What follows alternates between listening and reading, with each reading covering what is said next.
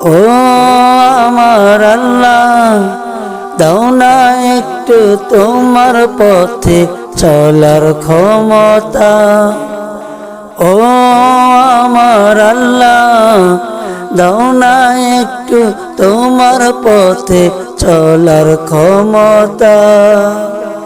তুমি ছাড়া এই দুনিয়ায় কেউ আপন নয়, সবাই শুধু স্বার্থের জন্য পাগল হয়ে রয়।